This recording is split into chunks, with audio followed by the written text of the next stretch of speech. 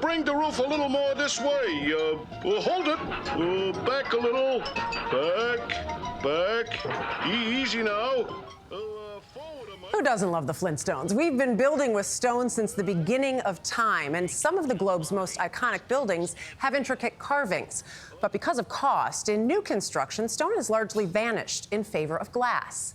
Now, a New York-based startup is trying to make stone more accessible again. CBS News correspondent Bradley Blackburn is here with more. Bradley, good morning. Dana, good morning. This startup is called Monumental Labs. They believe we're about to see a renaissance of new sculptures ornamenting city skylines. The key to making it happen is powerful technology that's just beginning to carve out the possibilities. Inside this century-old warehouse, among dusty piles of stone, this piece of machinery is shaping the future of architecture. It really is monumental. It's huge. Yeah, people are surprised when they're standing next to it. When it comes to life, it has the power to turn stone into art. It's been running for 40 hours plus already.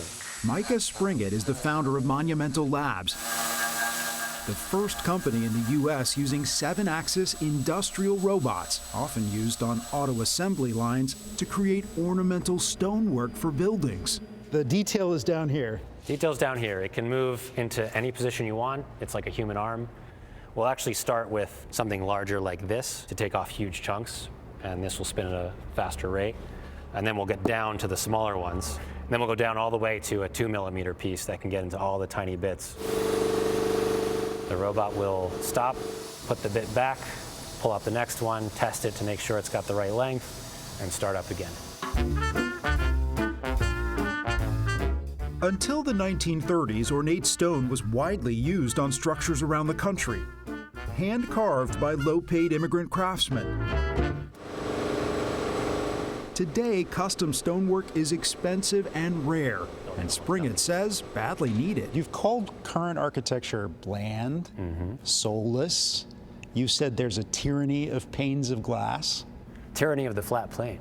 We are beholden to these machines that work only when you put the same input out and get the same output over and over and over again. Springett's background is in tech, not architecture.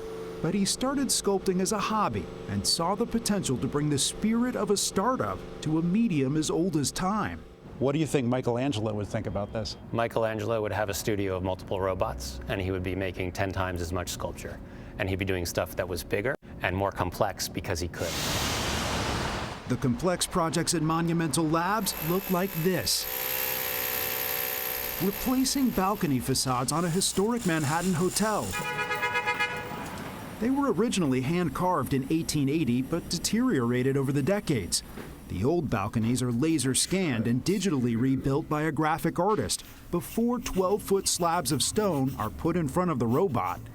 Yeah, I think so. At the end, there's still a human touch. So on this piece, I'm going to be working into getting really deep into these grooves. Sculptor Liza Little is used to hand tools. She's now learning to work with a robot. Even though the machine does so much of the dock removal, having the hand of an individual artist to really bring it all together and make it art. How much does one of these machines cost? This machine, all in, $300,000 to $400,000. The payoff, he says, is that they create flourishes in a fraction of the time and at a fifth of the cost of traditional methods. It brings the price of stone back to earth. We should be able to do anything we did in 1911 or 1890 today for less cost. I think we're going to see a whole new world of beautifully crafted stone buildings. Do you think they're onto something here? Completely. Architect Craig Copeland has never worked with Springett, but he's long used stone in his buildings, including here. So this is Brookfield Place. Yes. Used to be called World Financial Center. This 80s-era structure, with its famous winter garden, was destroyed on 9/11. Where we had 1 year to... Copeland helped rebuild and expand it, using some 200,000 square feet of stone. This was inspired by the Spanish Steps, which is a very public, open space that allows you to transcend and see from a number of vantage points. Copeland is a sculptor himself and says stonework in the future will look different, because new tools have new potential. The capabilities of working stone today would allow us to make something that's even more expressive and plastic and more flowing. Copeland says stone is increasingly in demand for high-end building projects. It's valued for its beauty and a smaller carbon footprint. Copeland says mining stone produces fewer emissions than mixing concrete. It's more durable and a better insulator than facades made entirely of glass and steel. Thinking about the longer term, not just the moment, but thinking about our kids and the future, stone is a great choice from that standpoint. But not everyone agrees we're about to enter a new stone age.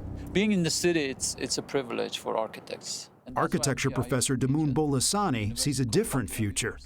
Is stone a major building material for the future? No. It's just a matter of competition with new material, and it's going to get worse for stone. At City College's Spitzer School of Architecture, they're pushing the limits of materials like concrete, using chemistry to make them stronger and more environmentally friendly. The idea for architects is to just explore these new materials, being aware of future of construction and the material that's going to be available. He thinks robotics will be shaping these new materials into all kinds of buildings. But stone carving, even by robot, will remain a luxury. Robots and advanced manufacturing could help to bring the price a little bit lower, but still the source is a problem. Like the stone is expensive. The best market for stone carving, it would be in historical preservation, I think. Monumental Labs is moving quickly. They plan 100 robots within 5 years. You see this happening all across the country? I see it happening anywhere that values great architecture. The piece we saw take shape has now taken its place in the middle of Manhattan. The company's first commission cemented in the city, a monument to a new way of building. We are now limitless in what we can create, and we're creating amazing new canon of sculptures and works that don't necessarily look like they did in the past. They will look sometimes super photorealistic. They will look sometimes abstract, but it will be whatever we can imagine. Stone is just the best. It is. I mean, as you said, it's very expensive, but it just looks, it's just great. Yeah, no, it lasts. I love the idea that it enriches, the spaces that are now in this modern world. And what's interesting, too, is that they're hiring human artists to do this. Right, And so be a part of it. the stonework that's created today will reflect the diversity of artists in a way that's different than it was 100 years ago. So we can only really begin to imagine what this future might look like. I would like to go back in time, though, and ask Michelangelo if he would, in fact, be using a robot. I'd be fascinated. Yeah, I would. I don't know. I mean, was he like, might to make the basic structure, and then he puts his flourishes on. Right. Well, maybe for economics, because this company says they can lower the price by 20%, or it's a fifth of the cost now, and they think they can get it even lower in the years ahead. Crazy. Very interesting. Bradley, thank you.